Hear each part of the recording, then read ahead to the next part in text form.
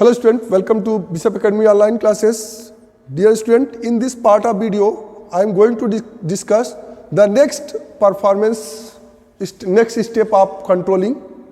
वह second, measurement of actual performance. Actual performance का कैसे measurement करते हैं? Once the standard of performance are fixed, पहले तो हम performance standard fix करते हैं. The next step is the measurement of actual performance. अब नेक्स्ट स्टेप हमारा क्या होता है कि एक्चुअल परफॉर्मेंस का मेजरमेंट करना.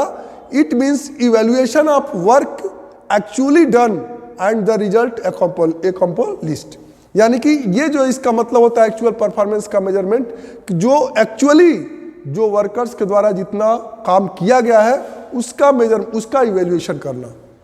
Performance should be measured in an objective and reliable manner.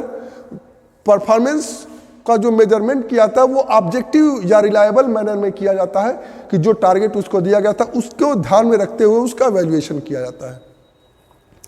The various techniques for measuring are the personal observation, sample checking, performance report etcetera. तो sample checking मतलब जो प्रोडक्ट बनाया उसका सैंपल देखे कैसा है, उसका स्टैंडर्ड जो आपने उसका स्टैंडर्ड परफॉर्मेंस क्वालिटी का बनाया हुआ है उसका एक सैंपल देख करके चेक करते हैं. परफॉर्मेंस रिपोर्ट तैयार करना.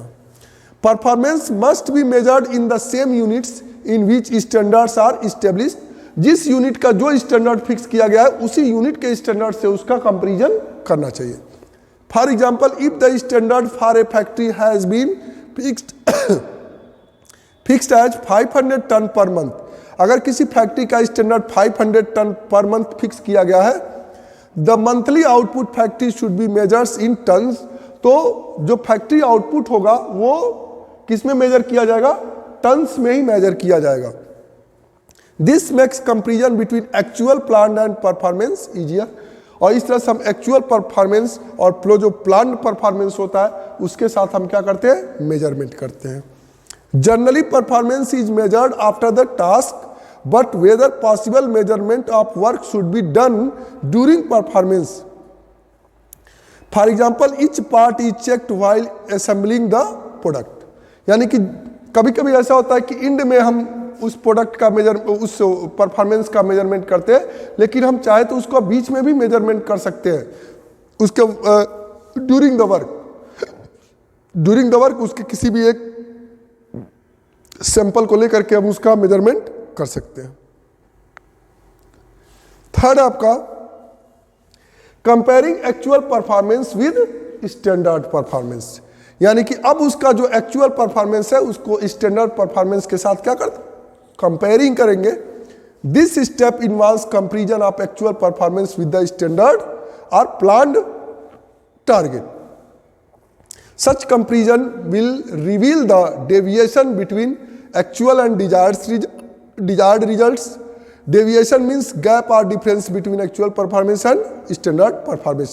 जो deviation जो word आया है इसमें वो differences होते हैं जो actual performance और आपके standard performance के बीच जो differences पाए जाते हैं वो deviations होते हैं. ये जो deviations होते हैं ये positive भी हो सकता है, negative भी हो सकता है. ये दोनों चीजें ध्यान में रखना है.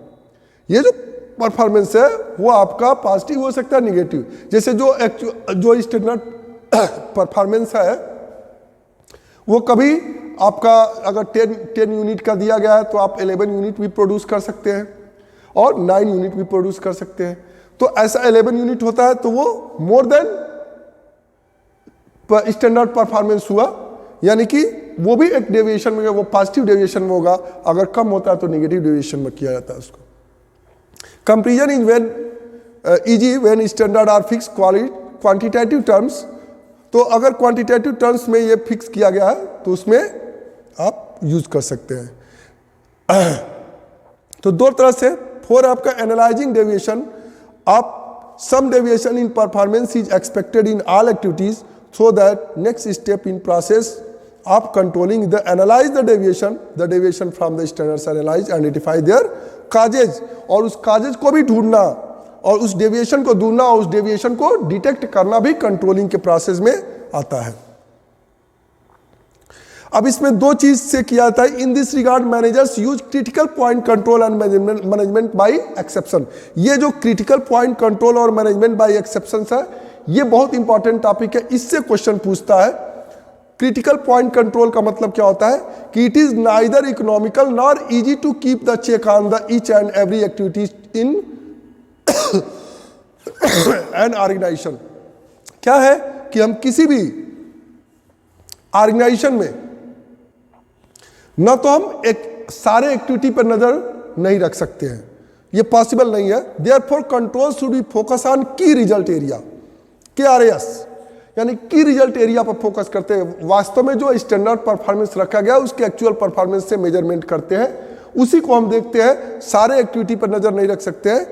विच are critical to successful success of an organisation when therefore deviation in key areas of business need to be attained more urgently.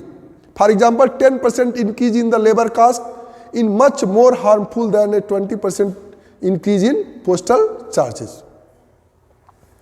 Management by exception या control by exceptions. There is a common saying, if you try to control everything, you may end up controlling nothing. अगर आप सब कुछ प्रयास करेंगे करना control करने के लिए, तो आप इंड में आप कुछ नहीं कंट्रोल कर पाएंगे। आप शुरू से ही कंट्रोल करने की कोशिश करेंगे तो लास्ट में पाएंगे कि आपने कुछ भी कंट्रोल ही नहीं कर पाया। Therefore, only significant deviation which cross the permissible limit should be brought to the notice of the management। यानी कि जो आपका परमिसिबल लिमिट है, यानी कि जो आपने स्टैंडर्ड परफॉर्मेंस जो आपने दिया हुआ है, उस स्टैंडर्ड परफॉर्मेंस से एक्चुअल उनके परफॉर्मेंस के साथ आप मैच करें तो वो ज़्यादा इजी है। Deviation within permissible range, minor deviation should be ignored because the some deviation performance expected in all activities.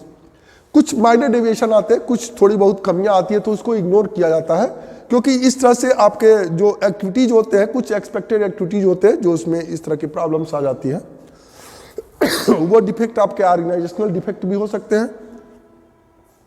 For example, Shivay electronics manufactures ACs at most 2% of daily productions could be defective, so if defective production is up to 2% it should be ignored. जैसे AC का production हो रहा है शिवाय electronics में, तो उसमें daily जितना प्रोडक्शन होता है उसमें 2% प्रोडक्शन डिफेक्टिव निकल जाता है।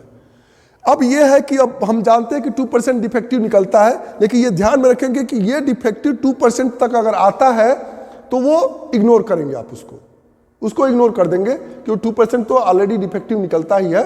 हाँ, अब इससे अधिक अगर आता है डिफेक्टिव, तो मोर देन अगर 2% आता है तो से 15% आ जाए, 10% आ जाए, 8% आ जाए, तो it should be reported to the management, यानी कि इसके बारे में मैनेजमेंट को रिपोर्ट करना जरूरी होता है। That causes such deviation can be identified and corrective actions can be taken, और जिससे कि करेक्टिव एक्शन मैनेजमेंट के द्वारा लिया जा सके।